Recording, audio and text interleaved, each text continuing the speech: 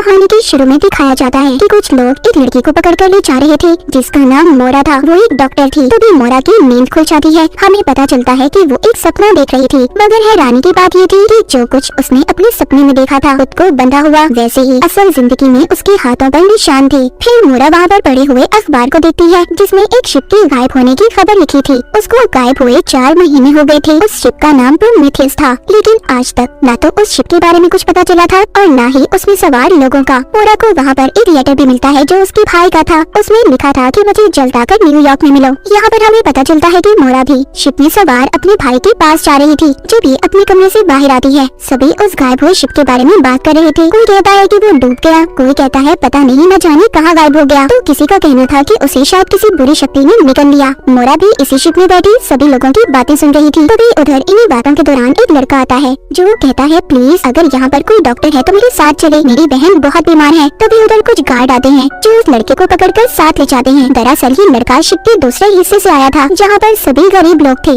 और इनका इस हिस्से में आना मना था जहाँ पर सब अमीर लोग थे। तभी मोरा उस लड़के के पीछे पीछे जाती है और उनको कहती है कि मैं डॉक्टर हूँ। मोरा उसकी बहन का इलाज करती है। उसने उसको बचा लिया था। उस लड़के की बहन दरअसल माँ बनने वाली थी। तभी उसकी छोटी बहन मोरा के पास आती है और उसे कहती है तुम्हारा शुक्रिया कि तुमने मेरी बहन की जान बचाई। मैं भी बड़ी होकर डॉक्टर बनना चाहती हूँ, सिर्फ तुम्हारी तरह। फिर इसी शिप में हम एक कपल को देखते हैं जो आपस में झगड़ा कर रहे थे क्योंकि उस लड़के के हस्बैंड को दौरे पड़ा करते थे और वो अपने हस्बैंड के साथ नहीं रहना चाहती थी। मोरा जब शिप के उस हिस्से में थी जहाँ पर सभी गरीब लोग थे तो अचानक से उसका दम घुटने लगता है और वो बाहर आ जाती है। शिप का कैप्टन उससे कहता है कि क्या तुम नहीं जानती यहाँ पर आना सख्ती से मना है। मोरा कहती है नहीं मैं नहीं जानती और ऐसा घटिया असूल किसने बनाया है कि हम गरीबों की मदद नहीं कर सकते। तभी इनके पास 2 गार्ड आते हैं और इन्हें बताते हैं कि जल्दी हमें इस शिप को दूसरी साइड पर लेकर जाना होगा। इसी शिप में हम 2 और मुसाफिरों को देखते हैं जो दोनों भाई थे। जब ये इस शिप की डायरेक्शन को मुड़ता हुआ देखते हैं तो परेशान हो जाते हैं क्योंकि उन्हें लग रहा था कि शिप वापस जा रहा है। कोई भी दोबारा से वापस नहीं जाना चाहता था। जिसके बाद मोरा दोबारा से कैप्टन के पास जाती है जो बैठा शराब पी रहा था।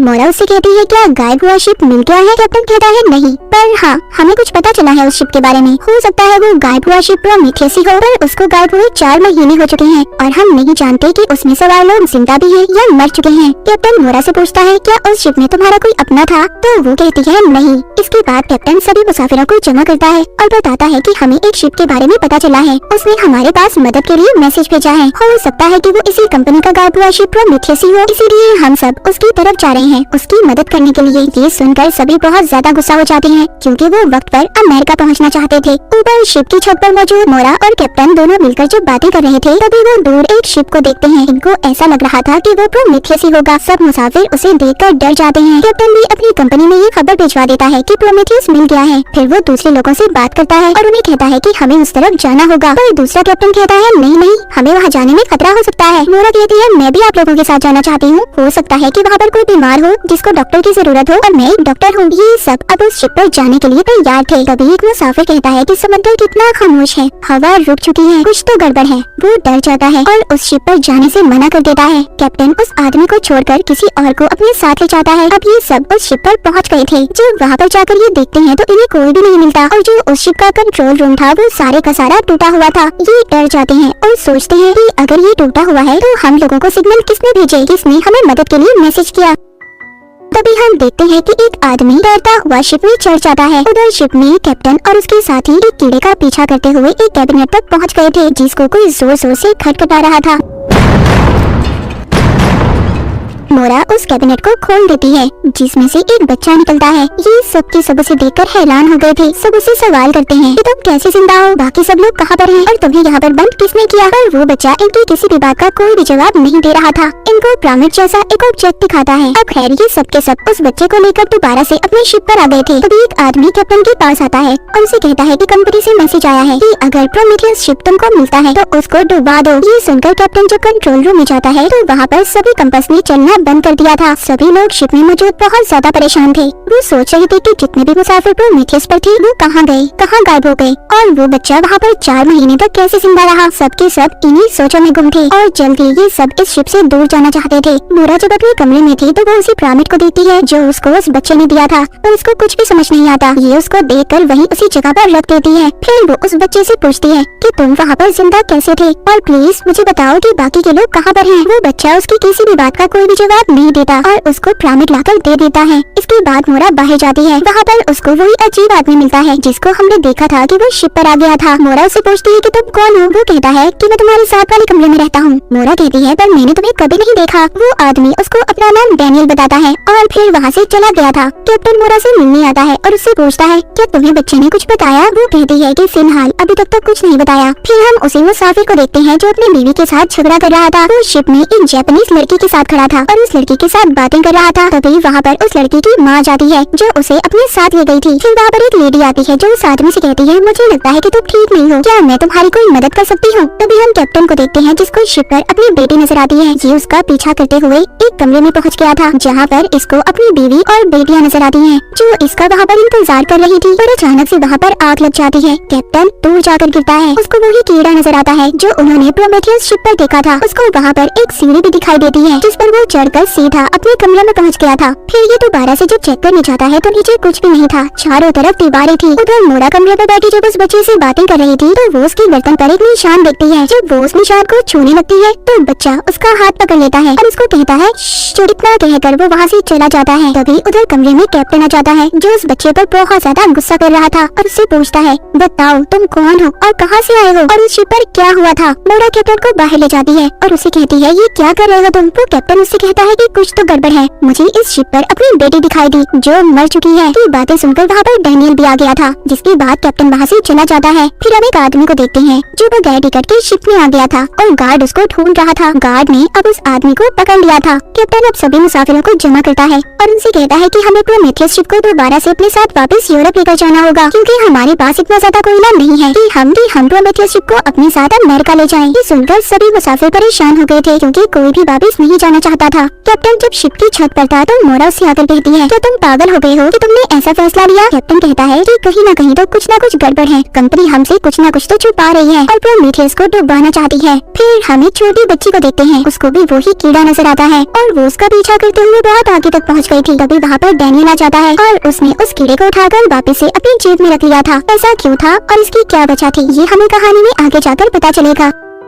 अगले पल कैप्टन के पास एक आदमी आता है जो उसको कैबिन में लेकर गया था जहाँ पर वो उसको वही छोटी मरी हुई बच्ची दिखाता है। ये उसी लड़के की छोटी बहन थी जिसको हमने कहानी के शुरू में देखा था जो किसी डॉक्टर को बुलाने आया था अपनी बहन की जान बचाने के लिए। फिर मोरा और एक डॉक्टर इस बात का पता लगाने की कोशिश करते हैं कि उस बच्चे को आखिर हुआ क्या था और वो कैसे मर गई, पर उन्हें इस बारे में कुछ भी पता नहीं चल रहा था। कैप्टन यहाँ पर सबको मना करते हैं कि कोई भी इस बच्ची की मौत के बारे में किसी को कुछ भी नहीं बताएगा। तभी वो लोग देखते हैं कि इनका शिप रुक गया था। कैप्टन जब ऊपर जाकर देखता है तो चारों तरफ धुंध थी, बहुत ज्यादा धुआं था, आगे का रास्ता नजर नहीं आ रहा था और इनकी कंपास ने भी काम करना बंद कर दिया था। कैप्टन यहाँ पर सबसे ये कहते हैं कि हम आगे नहीं जा पाएंगे जब तक हमें आगे जाने का रास्ता नजर नहीं आता। कैप्टन मोरा को अपने साथ लेकर जाता है और उसको एक रिबन दिखाता है जो उसको प्रोमेथियस शिप पर से मिला था। कहता है कि ये मेरी बेटी का है और जानती हो कि मेरी बेटी और बीवी आग लगने की वजह से मर गए थे। मोरा कहती है कि आप शायद पागल हो गए हैं और तभी ऐसी बातें कर रहे हैं, ऐसा कुछ भी नहीं है। कैप्टन मोरा को वो रास्ता भी दिखाता है और कहता है कि ऐसा रास्ता मैंने शिप में कभी नहीं देखा, हालांकि मैं शिप के कोने कोने को जानता हूँ। प्रोमेथियस पर कुछ तो गड़बड़ है, तुम्हें दोबारा से मेरे साथ जाना होगा। हमें पता करना होगा कि वो एक बच्चा ही उस शिप पर कैसे जिंदा था। उधर शिप पर जो बच्ची मर गई थी उसकी फैमिली बहुत ज्यादा परेशान थी और उसको हर तरफ ढूंढ रही थी। उधर कैप्टन भी दोबारा से प्रोमेथियस शिप पर जाने के लिए तैयार था मगर सब उसको समझा रहे थे कि प्लीज ऐसा मत करे, वहाँ पर खतरा हो सकता है, और वो किसी की भी नहीं सुनता और मोरा को लेकर उस शिप के लिए निकल जाता है। शिप पर गार्ड उस फैमिली की बच्ची को भी बता देता है कि वो मर चुकी है।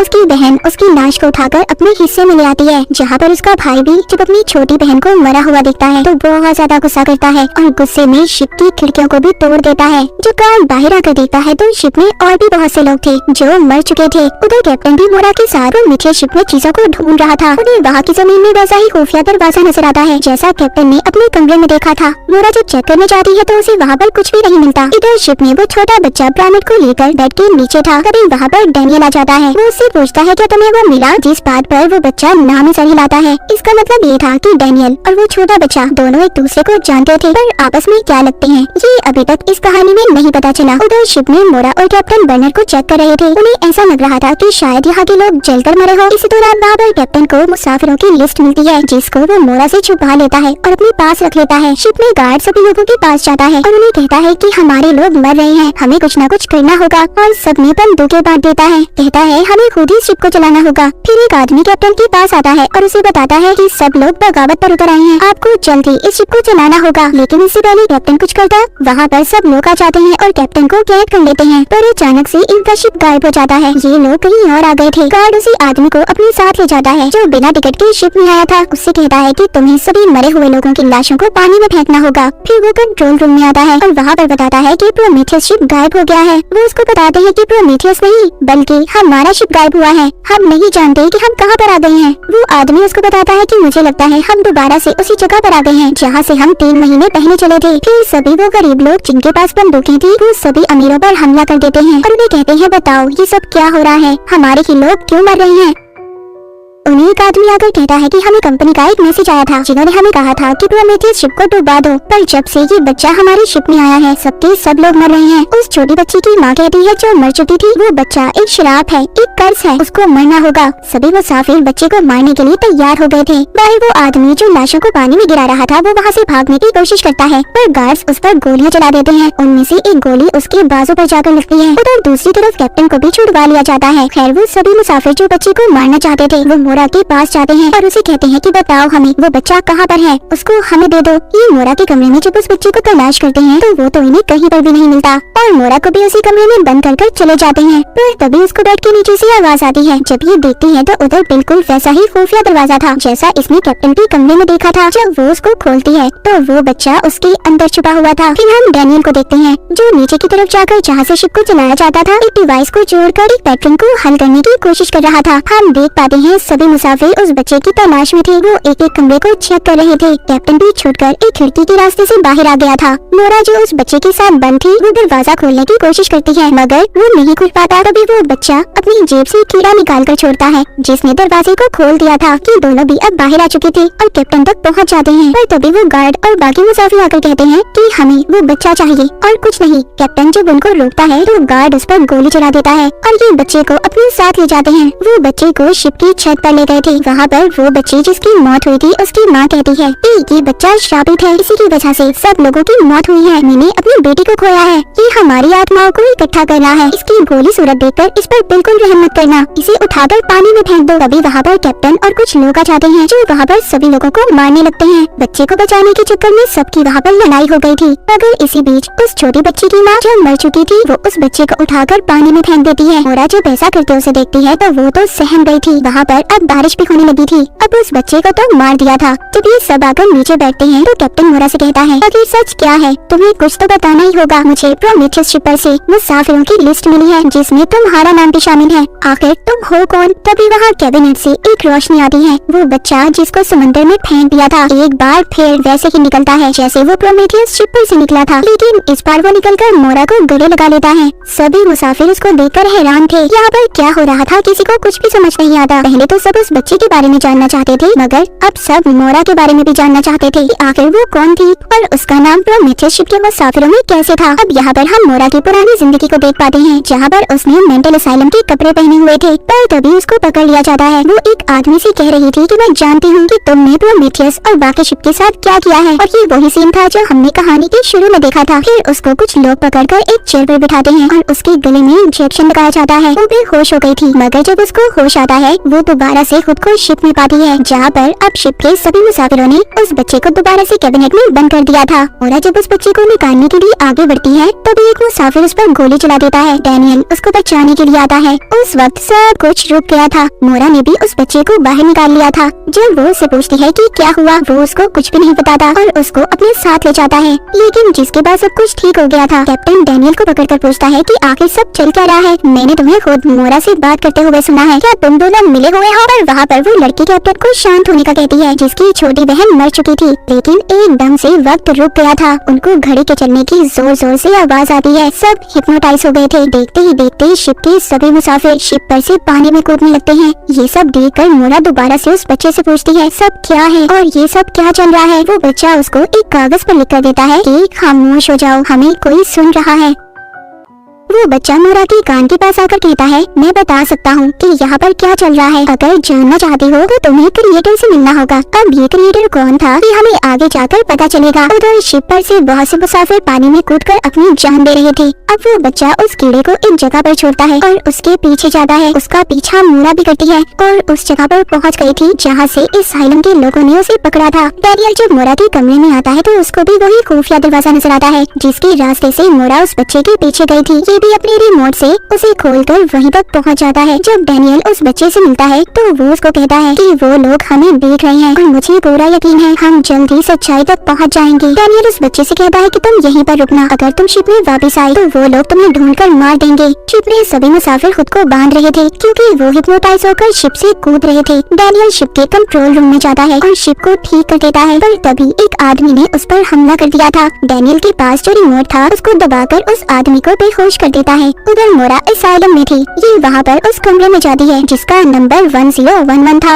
और इसी नंबर के कमरे में मोरा शिप में भी थी। ऐसा लग रहा था कि सब कुछ एक दूसरे से जुड़ा हुआ है। तभी वो एक बड़े आदमी को देखती है और उससे पूछती है मेरा भाई कहाँ पर है, लेकिन उसको कुछ लोग पकड़कर इंजेक्शन लगा देते हैं। जिसके बाद मोरा शिप में जागती है। वहाँ पर जाकर उसको कैप्टन पकड़ लेता है और उससे पूछता है कि बताओ तुम कौन हो और जो भी कुछ इस शिप में हमारे साथ हो रहा है वो क्यों हो रहा है। मोरा कैप्टन को बताती है कि मैं इस शिप के मालिक की बेटी हूँ। मेरे डैड ने ये शिप सिर्फ एक्सपेरिमेंट तजुर्बों के लिए बनाए थे। मुझे 4 महीने पहले मेरे भाई का लेटर मिला था जो मुझसे मिलना चाहता है, पर हम लोग नहीं मिल पाए। उसने मुझे प्रोमेथियस का राज बताना था। हम यहाँ पर जो कुछ भी देख रहे हैं सिर्फ हमारे ख्यालों की दुनिया है। तुम इसको नकली दुनिया कह सकते हो। हमें कैसी दुनिया में फंस गई है जहाँ से निकलना बहुत मुश्किल है। तभी वो एक कीड़े को देखती है जिसे वो पकड़ लेती है और पकड़ कर ही उसका पीछा करते हैं। ये जंगल में पहुँच गए थे, मतलब कि अपने ख्यालों की दुनिया में, जहाँ पर कैप्टन को अपना घर नजर आता है और सोचता है कि ये शिप में कैसे आया। वहीं पर शिप में हम शिप के ऑफिसर को देखते हैं जिसके पास वैसा ही रिमोट था जैसा डैनियल के पास था। कुछ देर के बाद कैप्टन और मोरा भी दोबारा से शिप में आ गए थे। दोनों बहुत ज्यादा परेशान थे। मोरा कैप्टन को बताती है कि मैं एक मेंटल असाइलम की डॉक्टर थी पर मेरी यादाश्त को मिटा दिया गया। मुझे तो ये भी याद नहीं कि मैं प्रोमेथियस शिप पर गई थी। तभी कैप्टन उसको लेटर दिखाता है। वो बताता है कि मैं प्रोमेथियस शिप पर खुद ही कैप्टन था, पर वो भी नहीं जानता था कि वो उस शिप पर कैसे कैप्टन था। शिप पर डैनियल ने भी अपने रिमोट से सब कुछ ठीक कर दिया था जिससे वहाँ पर जितने भी मुसाफिर थे अब शिप पर से कूदना बंद हो गए थे। सब बचे हुए मुसाफिर शिप के ऊपर आते हैं। वहाँ पर शिप का ऑफिसर आया था। वो कहता है कि हमें शिप को डुबाने का कहा गया है। डैनियल आकर सबको बताता है प्रोमेथियस को नहीं बल्कि इस शिप को। कंपनी के लोग इस शिप को खत्म करना चाहते हैं, डुबाना चाहते हैं। फिर हम उस बड़े आदमी को देखते हैं जिसको मोरा ने भी देखा था। उसके पास एक आदमी आता है जो उसे कहता है कि शिप से मैसेज मिला है। वो सुनकर कहता है मैं जानता हूँ वो जल्द ही खत्म होने वाला है, डूबने वाला है। वो उस आदमी को उस बच्चे को अपने पास लाने का कहता है जो शिप पर था। फिर वो अपने कमरे में से पर्दा हटाता है। हम दूर एक बहुत बड़े पिरामिड को देखते हैं। उधर शिप में सब कुछ बदल रहा था। वहाँ पर काली रबर जैसी चीजें छत पर से निकल रही थी। दोबारा से मोरा और कैप्टन भी असाइलम में पहुँच गए थे। मोरा कैप्टन को बताती है ये असाइलम मेरे डैड ने मेरी मॉम की याद में बनाया था क्योंकि वो सब कुछ आहिस्ता आहिस्ता भूल रही थी। मेरे डैड चाहते थे कि मेरी मॉम ठीक हो जाए। वो उनके दिमाग को पढ़ना चाहते थे। अभी आगे जाकर एक खिड़की को खोलते हैं तो इन्हें शिप का एक कोना नजर आता है। शिप में सब अपनी पुरानी जिंदगी को देख रहे थे। शिप का ऑफिसर खुद को उसी कैबिनेट में बंद कर लेता है जहाँ पर बच्चा बंद था। उसमें से तेज रोशनी बाहर आने लगी थी। असाइलम में मोरा कैप्टन को बताती है कि उसे उस बच्चे ने बताया था कि किसी ने हम पर नजर रखी हुई है। अगर हम सच्चाई तक पहुँचना चाहते हैं तो हमें अपने क्रिएटर तक पहुँचना होगा। शिप में मरी हुई बच्ची की बहन भी अपनी पुरानी जिंदगी को देख पा रही थी जिसे वो देखकर बहुत ज्यादा डर जाती है। शिव अब खुद से दोबारा से चलने लगी थी। ये सब लोग जब उसके मैनुअल को चेक करते हैं तो उसमें सिर्फ एक ही बात लिखी हुई थी कि शिप की सच्चाई आने से पहले उन पर कॉफी का असर शुरू हो जाएगा। बात शायद एक पहेली जैसी थी। शिप का ऑफिसर उस बड़े आदमी के पास पहुंच गया था, मतलब ये भी उस आदमी के साथ मिला हुआ था। बड़ा आदमी कहता है कि उस बच्चे को तुम्हें मेरे पास लाना होगा क्योंकि उसके पास पिरामिड है और शिप में मौजूद जितने भी लोग हैं जल्द ही अपने ख्यालों की दुनिया में खोकर गुम हो जाएंगे। शिप का नामो निशान मिट जाएगा। उधर असाइलम में मोरा जब कैप्टन के साथ थी तो वो उन्हीं काली चीजों को जमीन से निकलता हुआ देखती है। जब वो उन्हें हाथ लगाने की कोशिश करती है डैनियल आकर उसे पकड़ लेता है और कहता है क्या तुम मुझे जानती हो? तुम्हें मेरे बारे में याद है? जब कैप्टन उसको रोकता है तो वो कैप्टन को अपने रिमोट से दूसरी दुनिया में भेज देता है, जहाँ पर उसने अपनी बीवी और बेटी को जलते देखा था। और मोरा डैनियल की बातों पर यकीन नहीं करती,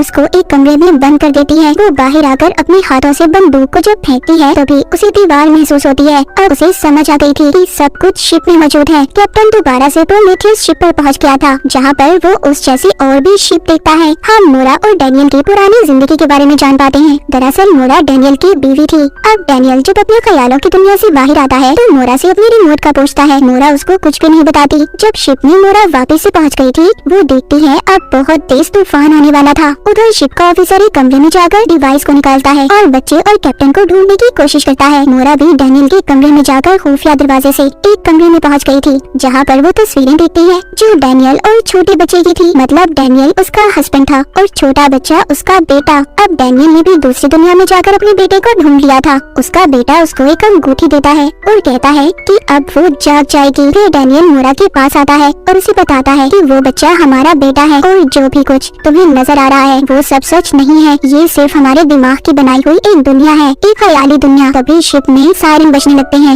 उधर बड़ा आदमी जो अब टाइम को देख रहा था, जिसमें 21 मिनट बाकी थे, मतलब ये ख्याली दुनिया सिर्फ 21 मिनट तक खत्म हो जाएगी। डैनियल मोरा को शिप में लाकर उसे बताता है कि हमारे ख्यालों की दुनिया को खत्म होने में सिर्फ 21 मिनट है, जिसके बाद सब खत्म हो जाएगा, मगर हम इसको एक कोड की मदद से सुलझा सकते हैं, जिसका पता सिर्फ तुम जानती हो। और मोरा को तो कुछ भी याद नहीं था कि कोड क्या है। वो डैनियल को अपने लॉकेट से एक चाबी निकाल कर देती है। कहती है कि शायद सिर्फ ये एक चाबी है जिससे वो कोड खोल सकता है। वो एक कमरे में जाकर डिवाइस को जोड़ने लगता है और कहता है मोरा, ये सब अगर ठीक भी हो गया तो दोबारा से ये चक्कर शुरू हो जाएगा इस नकली दुनिया का, और ये मेरे साथ बहुत बार हो चुका है। तभी तो कोई भी शिप अपनी मंजिल तक नहीं पहुंच पाता। अब शिप के अंदर तूफान की वजह से सब कुछ टूट रहा था, जिसमें दबकर लोग मर रहे थे। तूफान की वजह से शिप में पानी आने लगता है। बहुत से लोग उस पानी में डूबकर मर जाते हैं।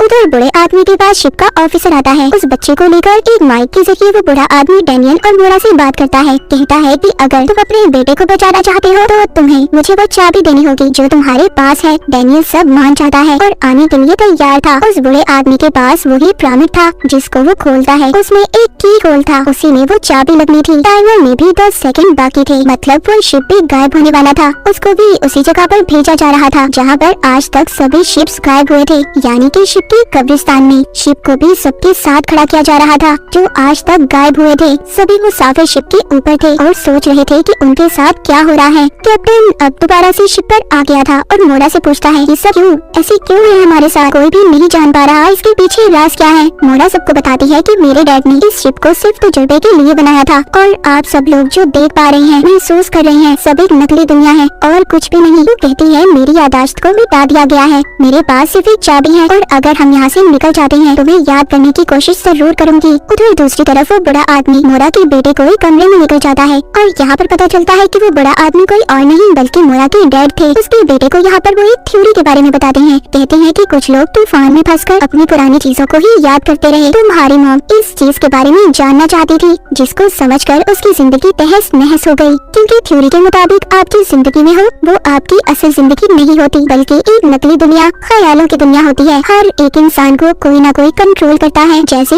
हम सबको गॉड कंट्रोल कर रहे हैं, हम उनके सभी एक खिलौने हैं। ये दुनिया तुम्हारे लिए सिर्फ एक गुड़िया का घर है जिसको तुम्हारी मॉम ने बनाया है और उसकी चाबी तुम्हारी मॉम के पास है। उधर शिप में दिखाया जाता है सभी मुसाफिर एक दूसरे की पुरानी जिंदगी में पहुंच गए थे, मगर कुछ देर के बाद दोबारा से शिप में आ जाते हैं। मोरा भी कैप्टन के साथ दोबारा से असाइलम में पहुंच गई थी, जहाँ पर शिप का ऑफिसर आकर कहता है, उससे चाबी मांगता है और फिर एक रिमोट का बटन दबाकर कैप्टन को बेहोश करके मोरा को अपने साथ ले जाता है। मोरा की मुलाकात वहाँ पर अपने डैड से होती है। वो उससे चाबी ले लेते हैं। तभी कमरा असाइलम में बदल जाता है। उसके डैड बताते हैं कि ये दुनिया तुमने बनाई है, इसकी क्रिएटर तुम हो। मोरा कहती है नहीं, मैंने इसे नहीं बनाया। फिर तभी उसको एक इंजेक्शन लगाकर बेहोश कर दिया जाता है। पर जैसे ही उसके डैड उस चाबी को पिरामिड में लगाते हैं तो वो असल दुनिया में नहीं जाग पाती, क्योंकि डैनियल ने इस सिमुलेशन को बदल दिया था। उसने इस नकली दुनिया के चक्कर को बदल दिया था। फिर मोरा को होश आता है। उसके सामने डैनियल था और उसके हाथ में एक अंगूठी। वो डैनियल से पूछती है, क्या मैं असल दुनिया में हूँ? सब कुछ असल है? वो कहता है, नहीं, ये हमारी बनाई हुई दुनिया है। जो तुम्हारे डैड के पास पिरामिड था,